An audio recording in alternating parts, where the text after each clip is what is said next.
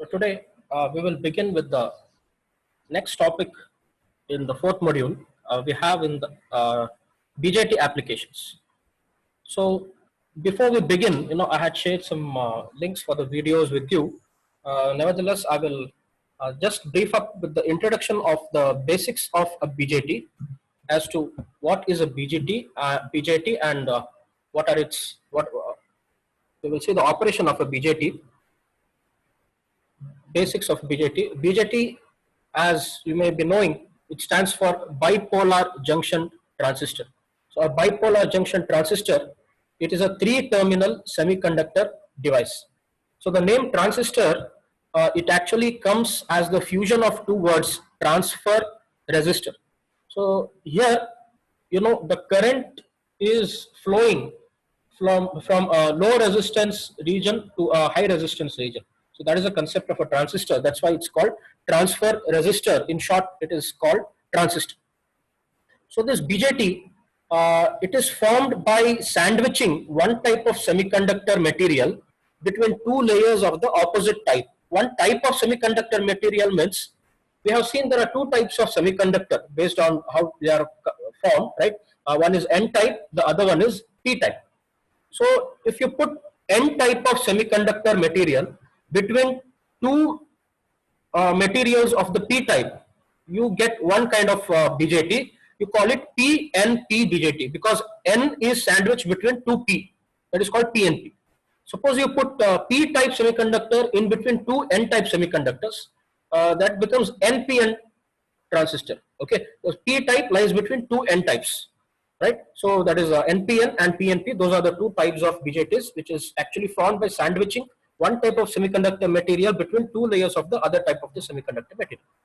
So we said it has got three terminals. Those three terminals of a BJT are called the base, collector, and emitter.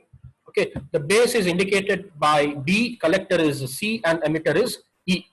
Okay, so the current flow in a BJT is because of the both majority as well as minority charge carriers. Fine. In case of a diode, we have seen the current is only because of the majority charge carriers, right? So it is only in one direction. Whereas in BJT, even here it is only in one direction, but the current flow, it is because of both majority as well as minority charge carriers. So we call them bipolar devices. So it is a bipolar junction transistor. Okay, bipolar junction transistor. The name bipolar means there are charges of both the polarities, the majority charge carriers as well as minority charge carriers. Hence, they are called bipolar junction transistors. So this is the concept of sandwiching or the cross section of a BJT. If you want to be particular, this is an NPN transistor where P type is between two N types. Okay, P type is between two N types. It is NPN. This is N type. Whatever region we have at the center, it is called the base. Okay, at the center, whatever we have, it is the base. The other one end is collector, the other end is the emitter. Base is the center B, collector and emitter, both the regions will be of the same type. If base is P type, collector and emitter will be of N type. If base is N type, it will become a PNP transistor. In that case, collector and emitter will be of P type. Okay, if base is N type, collector and emitter will be of P type. That's why there are three terminals: base, collector, and emitter. Similarly, in a PNP transistor, this is base, this is collector, and this is emitter. And since there are three terminals and there are actually two junctions, there are three layers of semiconductor.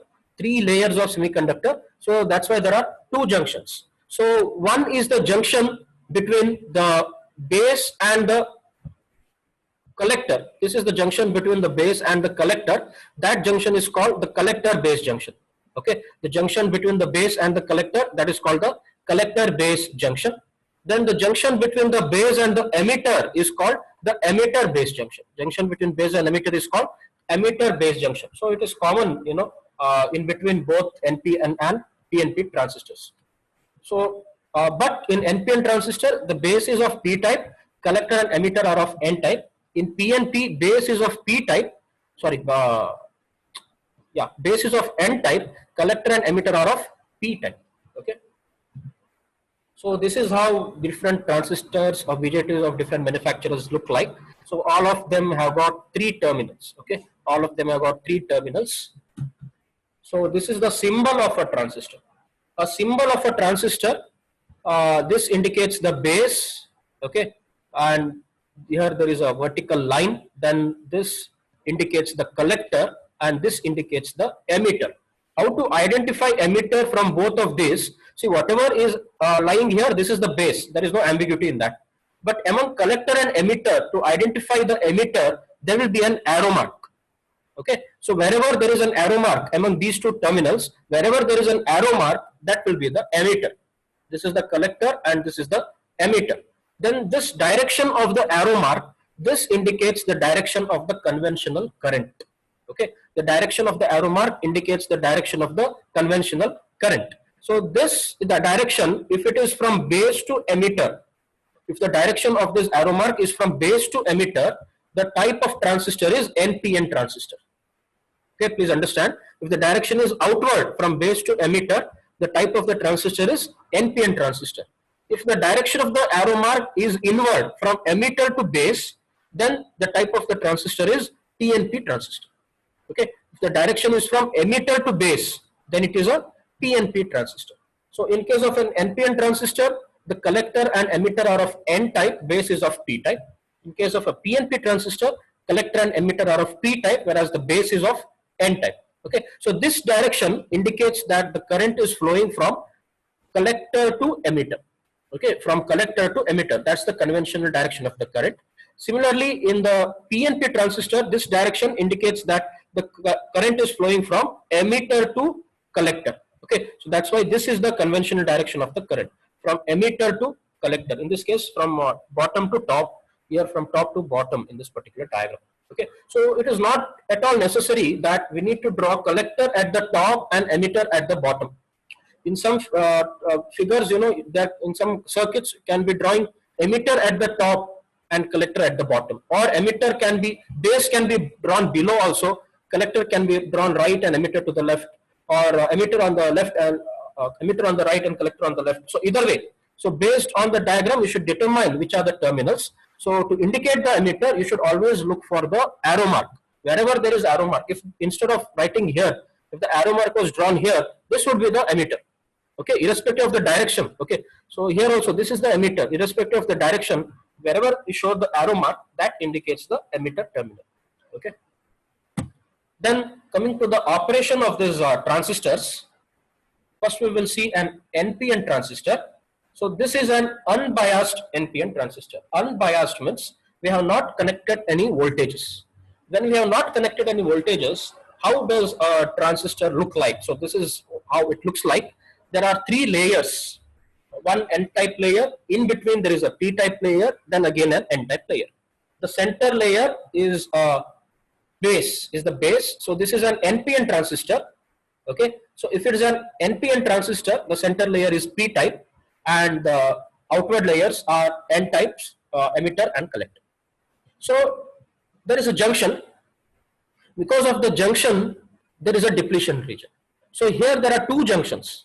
So this is the base emitter junction and this is the collector base junction. Okay, base emitter junction. Because of this, there is a depletion region which penetrates deep into the base. Similarly, there is a collector base junction. Here also there is a depletion region which penetrates deeper into the base. While constructing the transistor, the base is always narrower than emitter and collector. Base is narrow compared to emitter and collector. As you know, there are barrier voltages because of the depletion region, which is positive on the N side and negative on the P side. So this is N side, so there is positive voltage here, here there is negative.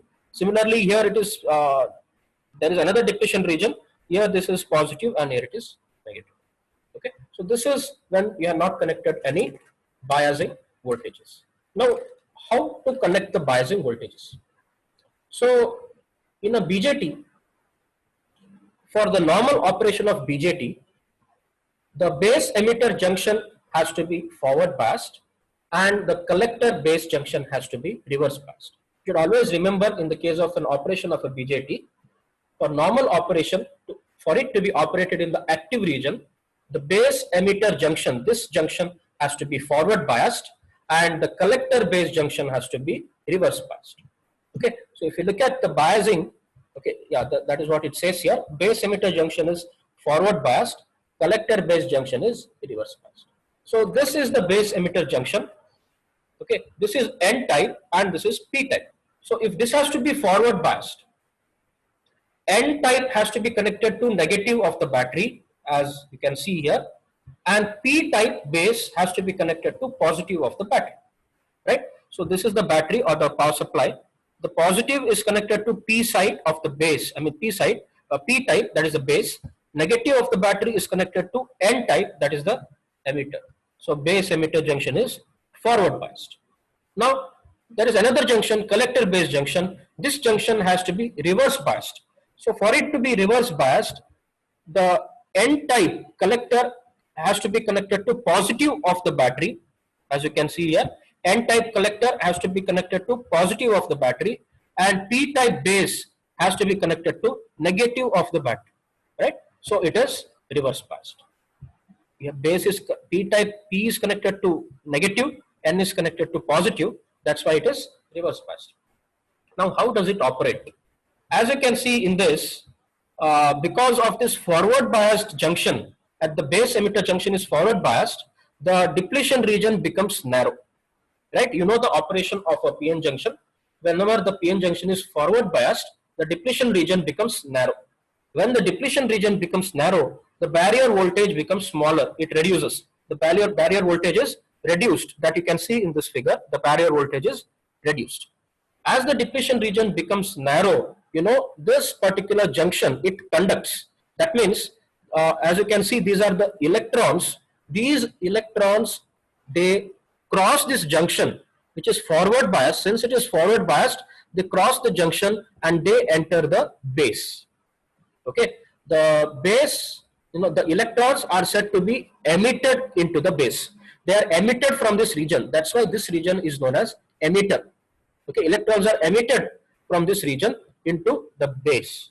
Okay, now when they come to the base, this particular junction at the base collector junction is reverse biased. Because of the reverse bias, the depletion region increases. You can see the depletion region increases. It penetrates deeper into the base. Okay, depletion region penetrates deeper into the base, and because of this larger depletion region, the barrier voltage also increases, right? The barrier voltage also increases. Now what happens to the electrons that are in the base? So those electrons, they get attracted by the large positive potential that is connected at the collector terminal. Okay, electrons are negatively charged particles. They get attracted toward the larger positive potential that is connected at the negative terminal, and also this large positive voltage that has increased, right? That is why they cross the junction and they get collected into the base. Electrons are said to be collected into this region from the base. That's why this particular region is known as collector. The electrons are collected into this region from the base. Okay, that's why this is called a collector. One more explanation we can give why electrons cross the junction from P type to N type, because this is a reverse bias junction. You know that in reverse bias, the charge flow is because of the minority charge carriers. So in the P type region, the electrons are minority charge carriers, right? In P type, holes are majority charge carriers, whereas the electrons are minority charge carriers. So when a reverse junction is reverse biased, the charge flow is because of the minority charge carriers. So the minority charge carriers are flowing here. Electrons are flowing from P side to N side, right? So that is quite natural in a reverse bias junction. The electrons will flow from P side to N side. That's why the electrons which were emitted from this region, from emitter into the base, have got collected from base into the collector. And this way they will complete this circuit. So we can see the charge flow is both because of majority as well as minority charge carriers. In this particular region from emitter to base, it is because of majority charge carriers. From base to collector, it is because of minority charge carriers, and that is why we call it bipolar junction transistors. Now there is one more thing here. From the base, whatever the electrons are into the base, all of them do not enter the collector. Majority of the electrons which are at the base, they will enter the collector, but there will be few electrons which will complete this path, because this is a forward biased junction, right? So this path, this voltage is very high compared to this. That's why majority of the electrons are driven to this path. But a few electrons, they tend to complete this path by coming out of the base. Some electrons come out of the base, though their number is smaller. There are a few electrons which come out of the base to complete this path. So this is the operation of an NPN transistor in normal mode or in active mode.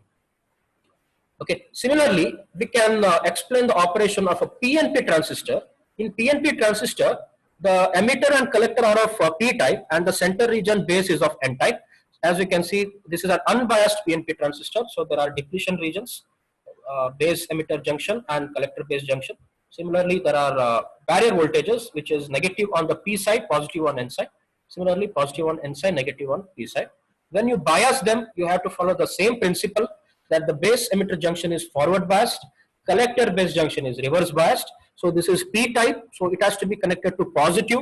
N type base is connected to negative. You can see it's opposite to what you have seen in NPN. This is PNP. Because this is P type, this will become positive, this becomes negative. And what you can see is actually the holes. When it is forward biased, the electrons move from N type to P type. But if you see it from the view of holes, the holes move from P type to N type. They are the minority charge carriers in P type. So the holes conduct in forward biasing, majority charge carriers will conduct, holes will conduct from P type to N type. Now, whatever the holes are collected in N type, they get attracted towards the high negative terminal that is connected here. So they enter the collector, right? Majority of the holes, they enter the collector, but few of them come out from the base. Just like we have explained NPN transistor from the point of view of electrons, we can explain the PNP transistor from the point of view of holes. Okay, it's the same thing, but from the concept of holes. The barrier potential decreases here it increases, right? So here depletion region gets narrow, here it gets wider. So this is how the electrons or the holes in this case will travel. This is the direction of the holes. So this is the direction of the conventional current, but the direction of electrons is the opposite. Okay, if holes are moving in this side, the electrons are moving in the opposite side. So coming to the voltages or the terminal voltages, in case of an NPN transistor, this is an NPN transistor because the direction is outward. Since there are three terminals, there are three terminal voltages. Voltage across collector and base, we call it collector base voltage, VCB. Okay, collector base voltage, VCB. Voltage across base and emitter, we call it base emitter voltage or base to emitter voltage or base emitter voltage, VBE. Voltage across collector to emitter, we call it collector emitter voltage, VCE. And how do we provide the voltage sources? Is normally the voltage sources are provided through a resistance. So across the base, you are providing this VB, base voltage. Across the collector to ground, you are providing VC. This VC we normally call VCC. Okay, we call that VCC. And whenever we provide a voltage, we connect a resistance to avoid high current flowing into the transistor. Okay, to avoid or limit the high current flowing into the transistor, we connect the voltages through a resistor. So in case of a base emitter, base emitter junction has to be forward biased.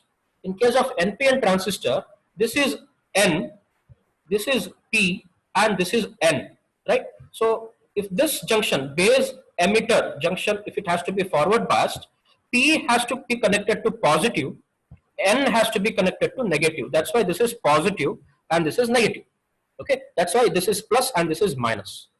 Next, we say collector base junction has to be reverse biased. If the collector base junction has to be reverse biased, that means this is P type and this is N type. P type has to be negative, N type has to be positive. Okay, in this diagram, how we can explain that is, the base is here, it is connected to a positive voltage. Okay, the collector is also connected to positive voltage. Then how you can say the collector base junction is reverse biased? That is because this voltage is much higher than this voltage. Okay, so reverse bias in the sense, or positive and negative in voltages means, a positive voltage means it is at a higher potential, negative voltage means it is at a lower potential. If VB is smaller, that means the base is at the lower potential, and if VC or collector voltage, if it is higher, then the collector is at a higher potential. So if N-type material is at a higher potential and P-type is at a lower potential, we call that particular junction as reverse biased. Okay, so this is a way we give the voltages. The voltage across VCB, this is positive and this is negative. Here it is positive and negative. So altogether, this is positive and this is negative. That is VC. Similarly, if you look at the PNP transistor, the terminals polarities are opposite, because this is P, this is N, the center is N, and this is P. Base emitter has to be forward biased. So P type emitter is connected to positive, N type is connected to negative. Collector base junction has to be reverse biased. So N type base is connected to positive, P type is connected to negative. So here you get opposite. Here it was plus minus, that will be minus plus to make VBE positive or forward biased, and this will be negative to make collector base junction reverse biased. Okay, so that is about voltages in transistors. Next you have the concept of BJT currents. This is very important concept. If you want to understand the concept of amplification and switching, you need to understand this BJT voltages and currents. So this is a cross section of a PNP transistor. Okay, so since there are three terminals, we have three currents. One is the base current IV, collector current IC, and emitter current IE. Okay, so base emitter junction in a PNP transistor, base emitter junction is forward biased. So positive is connected to P, negative is connected to N. Collector base junction is reverse biased. So positive is connected to N type base, negative is connected to P type collector. Okay, now since it is forward biased, the current flow is in this direction, right? The electrons flow from N type to P type. So holes move from P type to N type in a PNP transistor. The direction of the conventional current is opposite to the direction of flow of charges, that is electrons. So if this is the direction of the electrons, this will be the direction of the current. So the current entering the emitter is called emitter current IE. Okay, the current entering the emitter is called the emitter current IE. Now from emitter, the current will enter the base. When it comes to the base, it gets split into two parts. One part goes out of the base as the base current.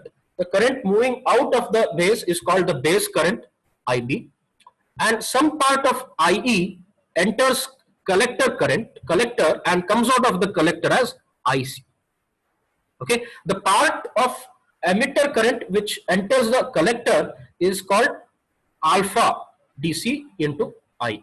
So alpha is the part or the ratio of emitter current that enters the collector. So apart from this, there will be some like minority charge carriers. So because of that, there will be a small leakage current which occurs from N type to P type. So this current is because of the holes that have moved from P type to N type. But apart from the holes that have come from this region into the base, there will be some holes already present in the N type, which are minority charge carriers in N type, and those current also move from N type to P type, and that is called the collector base reverse or collector base leakage current. ICBO stands for collector to base leakage current, ICBO. That will be very small though. Okay, so the collector current IC is actually the sum of alpha DC into IE plus ICBO. This ICBO is a very small leakage current which can be ignored. Okay, so the three currents are IE, emitter current which is entering the emitter, IB, base current which is leaving the base, IC which is collector current which is leaving the collector. So if you draw it from this point of view, the base is below, so I have drawn the base below. Emitter is on the left side, so this is the emitter. Wherever you have arrow mark, that is the emitter, and collector is on the right side, so collector is drawn here. This is forward bias, this is reverse bias junction. So emitter current is entering, base current and collector current are leaving. Okay, so you know the Kirchhoff's current law, currents entering are equal to currents leaving. Currents entering this transistor is IE, so currents leaving the transistor are IB and IC. So you can say IE is equal to IB plus IC. Okay, IE is equal to IB plus IC. That is why we have this equation. IE is equal to IC plus IB. So now we know that most of the IE crosses to the collector and only small portion flows out of the base. Okay, most of it crosses to the collector and only small portion flows out of the base. That portion of IE which crosses into collector, it is called alpha DC into IE. So IC is given by alpha DC into IE, where this quantity alpha DC is called the emitter to collector current gain. Okay, emitter to collector current gain. It is also called common base DC current gain, and its value typically lies between 0.96 to 0.995. That means in terms of percentage, it is 96% or to 99.5%. That means that much percentage of emitter current goes out of the collector as collector current, right? Only some 4% or 1% to 4% current goes out as the base current. That's why base current is very, very small compared to emitter and collector current. If emitter and collector currents are in milliamps, base current will normally be in microamps. Okay. So in this equation, IC is equal to alpha DC into IE. In place of IE, if I substitute this IC plus IB, if I substitute this IC plus IB, I will get this equation. IC is equal to alpha DC into IC plus IB. So if I multiply this alpha DC with both the terms, IC is equal to alpha DC into IC plus alpha DC into IB. Then I take IC terms on one side, this alpha DC IC. If I move to the left, IC minus alpha DC into IC will be equal to alpha DC into IB. Alpha DC, if I take IC as common, IC into 1 minus alpha DC is equal to alpha DC into IB. Now if I take 1 minus alpha DC to the RHS, it will come to the denominator, right? 1 minus alpha DC will come to the denominator. IC will be equal to alpha DC by 1 minus alpha DC into IB. So IB, if I take to the LHS, it will come to the denominator. Ratio IC by IB will be equal to alpha by 1 minus alpha. Okay. So here, this ratio IC by IB is actually another current gain that is called beta. Okay. IC by IE is called alpha. IC by IB is called beta, and that is the base to collector current gain. This beta DC is IC by IB. So beta DC is actually alpha DC by 1 minus alpha DC. In the previous syllabus and all, this was a very important equation. You would be asked to derive the relationship between alpha and beta. Anyway, this part, whatever I am doing now, it is not a part of the syllabus, but you will need all this to understand the applications of a BJT. This beta DC is the base to collector current gain, and it is also called common emitter DC current gain. The value of this beta DC, it lies between 25 to 300. Okay, so if you rearrange the same equation, you will get alpha DC in terms of beta DC as alpha is equal to beta by 1 plus beta. Okay, so normally it's alpha DC, but we can also call it alpha and beta. Okay, because DC subscript is understood. So this is the relation or the gains you have to remember. Beta DC is IC by IB. Alpha DC, if you rearrange this, alpha DC is IC by IE. Okay, and beta is alpha by 1 minus alpha. Alpha is beta by 1 plus beta. So if you look at the NPN transistor, the directions are opposite. In an NPN transistor, here in PNP, IE is entering, IB and IC are leaving. But in NPN transistor, IE is leaving because this is the direction. IE is leaving, whereas IB and IC are entering. So anyway, if you apply the same Kirchhoff's current law, you will still get currents entering, that is IC plus IB is equal to IE. So all the concepts are the same, but only the direction of the currents are opposite. Rest all things are the same. Okay, whatever you have explained in PNP, the same thing holds good for NPN, only the directions are opposite. Next you have the concept of amplification. Okay, so we have seen the relations between the different currents of the amplifier. Then we have also seen the current gain. So we have got the current gain beta DC. Beta DC is given by IC by IB. That is the ratio of collector current to the base current, right? That is beta DC. Now, in a circuit, if at all there is a small change in the base current, okay, if at all there is a small change in the base current IB by plus or minus delta IB, then it will cause some change in the collector current IC by plus or minus delta IC, and also in the collector current IE by plus or minus delta IE. So delta IB is the change in the IB and delta IC is the change in the collector current IC. So you can see, visualize this as the changes in the base current and collector current. What we observe is the changes in the base current, small change in the base current can cause a very large change in the collector current. That is because the ratio of IC to IB is beta DC, and this beta DC is a very large quantity ranging from 25 to say 300. That means if IB changes by say 1 milliamps, then it causes the change in IC by 25 milliamps if beta is 25. But if beta is more, if beta is 100, if IB changes by 1 milliamps, the IC can change by 100 milliamps. So that is actually the concept of current amplification. By having a small change in the base current, it can cause a large change in the collector current. Okay, so normally it will not be like 1 milliamps that is going to change. It will be, the change will be in microamps. Suppose the change in IB is 100 microamps, then if beta is 10, it causes a change of 100 microamps into 10, that is 1 milliamps in IC.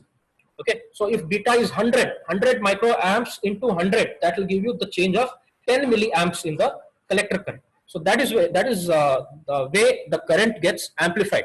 Okay, the change in the current gets amplified. That is how you can see or visualize the current amplification as. So this change in the currents, they are changing between the minimum value and the maximum value. Minimum value and maximum value. This can be visualized as AC quantities. AC means what? AC means there will be a change in the values, right? There will be oscillations between the minimum value and maximum value. If that change in the values, if that you can see as the AC quantity, then this beta can be seen as change in the, that is AC collector current IC divided by AC collector current IB. And that beta, when you consider AC quantities, will become beta AC. Okay, when you consider changing values, we get the beta as beta AC. Okay, this can be treated as beta AC. Okay, whereas beta DC is for constant value of IC and IB. That's the concept of current amplification. When we come to voltage amplification, the voltage, the input voltage at the base, you are giving some voltage VB. Similarly, at the collector, you are giving some voltage VCC. Here you can see a resistance R1 through which you are connecting it to collector. Ignore the values that are given here. We will see it in general without considering these specific values. Now, if at all you try to change the base voltage VB by a particular quantity using an AC input voltage VI. Here VI is an AC input voltage, right?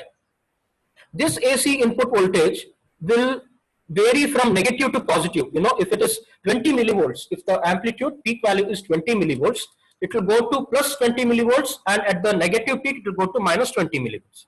So the input voltage, effective voltage that will be appearing at the base will be VB plus or minus delta VB. That delta VB is because of the change in VI. Okay, that delta VB is because of the changes in VI, and that is plus or minus 20 millivolts. So because of the change in VB by delta VB, it will cause definitely a change in IB by delta IB. Whenever the base voltage changes, the base current also changes by delta IB. Okay, so we know that because if the IB changes, it causes change in the IC, because IC is given as beta DC into IB, right? Beta DC is IC by IB, so IC is beta DC into IB. So if VB changes by delta VB, then IB changes by delta IB, then IC changes by delta, IB changes by delta IB, and IC changes by delta IC.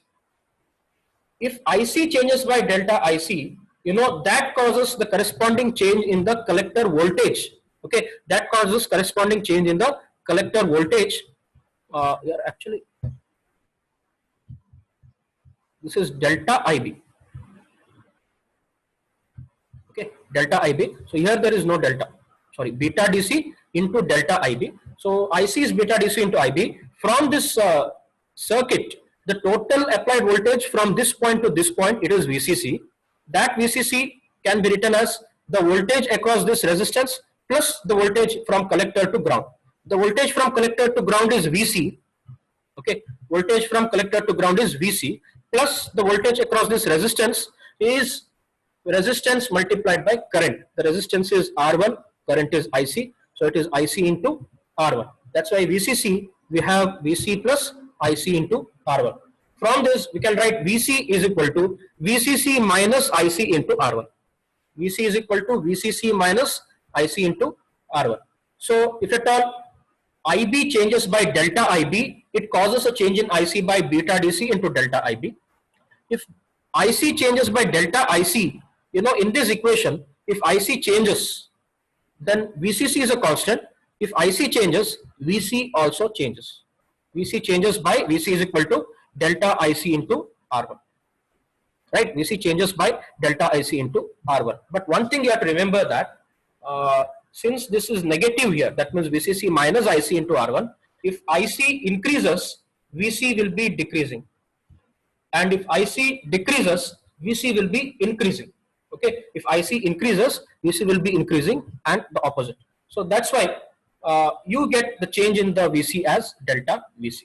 So the change in the VB, if you see at it as the input to the circuit, then the change in the VC will be viewed as the output. Okay, so the change in the output VC corresponding to the change in the input is called the gain.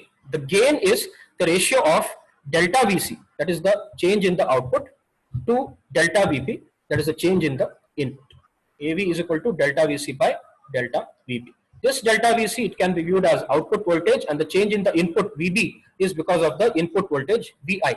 That's why the gain, AV is V0 by VI. Okay, so this is the way we can see the voltage amplification. Voltage amplification means a small change in the input voltage can cause a very large change in the output voltage. Okay, so that is the way we see here. If you plot the graph by taking certain values, the change in 20 millivolts, a change in the 20 millivolts, it can cause a very large change in the here. You can see the currents here. The current changes by plus or minus 5 microamps. This 5 microamp can cause a change in the if IB changes, it can cause a change in the IC. Based on IC, the collector current changes. Sorry, collector voltage changes. So that is the output voltage, right? So that way we can see the voltage amplification. So this is the way BJT can be used as an amplifier. Tomorrow we will see in detail with certain other parameters. So this is a concept of why BJT can be used as amplifier. That is because a small change in the base current, it induces a very large change in the collector current. Okay, so that change in the collector base current can be caused by a change in the base voltage. So a base voltage change can cause a large change in the collector voltage, which can be used as the output voltage. Okay, so that is the way we can explain the amplifier. Apart from this, we have certain configurations of the BJT. Since there are 3 terminals, you can connect the BJTs in different configurations by having the base as the common between input and output, or collector as the common in between input and output, or emitter as common in between input and output. If you are having base as common in between input and output, we call it common base configuration. Here base is common. This is, if you treat this as input and this as output, the base is common in between input and output. Okay, in common base you can have it for NPN as well as PNP transistor. The base is common. Here you have input is IE, output is IC. Here input is IE, output is IC. Directions, they are different, because in NPN it is moving outward, IE is moving outward. In PNP, IE is moving inward. Okay, whereas in common emitter configuration, emitter is common in between input and output. This is the emitter terminal. Okay, so at the input we have the base, at the output we have the collector. The emitter is common in between input and output. So this is for NPN and this is for PNP. The most commonly used configuration for amplification is common emitter configuration. Okay, in common emitter configuration, we connect the transistor when used for amplifier as well as a switch. Okay, and this is the common collector configuration.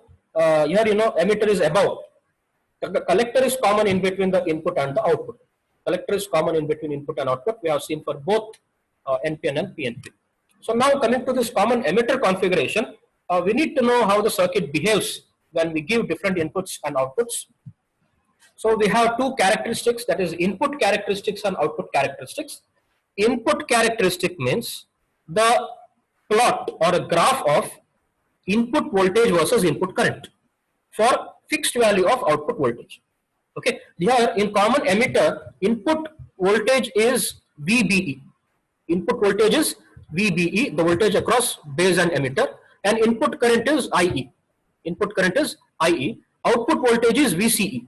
VCE is the output voltage, that is voltage across collector and emitter.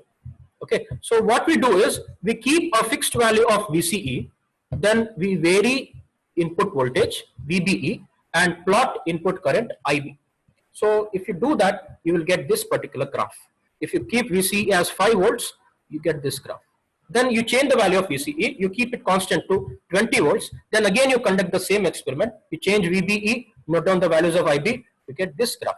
What you find is when you increase the value of VCE, you get a lesser base current, because as you increase VCE, the collector current will increase. If collector current increases, then the base current should decrease, right? Because IE is equal to IB plus IC. If IC increases, IB should decrease, right? So that is a way we can explain this common emitter input characteristics. Coming to output characteristics, this is a very important graph. Output characteristic is the plot of output voltage versus output current. In common emitter, output voltage is VCE and output current is IE for fixed value of input current IB. See, this BJTs, we call them current driven device. Okay, they are current driven device in the sense at the input, the current is the driving factor. The input current is IB. So we keep IB as constant, then change the value of VCE and note down the corresponding value of IC and plot them. Initially, if you keep IB as 0 microamps, if you vary VCE, this will be the graph you get. If you keep IB as 20 microamps, if you vary VCE, this will be the IC you get. It will be almost constant, but there is a slight increase as you increase VCE. As you increase VCE, there will be a small increase in the value of IC, collector current, right? So this is the graph you get for the common emitter output characteristics. So this is actually because the collector base junction is reverse biased, you get almost constant voltage, but it will increase. And if you increase it beyond certain point, it will cause a breakdown, a very high current will flow, right? So the things we should note in this particular graph is there are 3 regions of operation in this. One is the active region. You know, in active region, what we say is both, the base emitter junction is forward biased and the collector base junction is reverse biased. In active region, base emitter junction is forward biased and collector base junction is reverse biased. So when you are operating the common, the transistor in for amplifier application, it should be in active region. Then there are 2 other regions. One is the saturation region. Here you can see saturation region beyond this graph, and below IB is equal to 0 graph. This is cutoff region.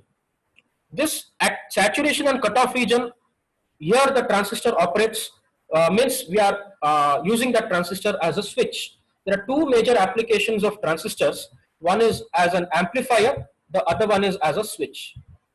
If you want to use it as an amplifier, you should operate the transistor in active region. If you want to operate it as a switch, you should use the transistor in saturation or cutoff region. In saturation region, both the base emitter junction and collector base junction are forward biased, whereas in cutoff region, both base emitter and collector base junction are reverse biased. So saturation region means the BJT is operating as a closed switch. Closed switch means the switch is on. Okay, closed switch means the switch is on. It is, the path is made from the collector to emitter.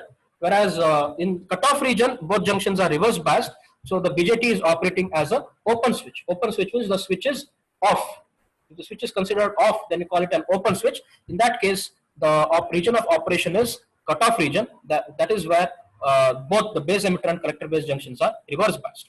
In case of on switch or closed switch, both base emitter and collector base junctions are forward biased. And in the normal operation, that is when it is used as amplifier.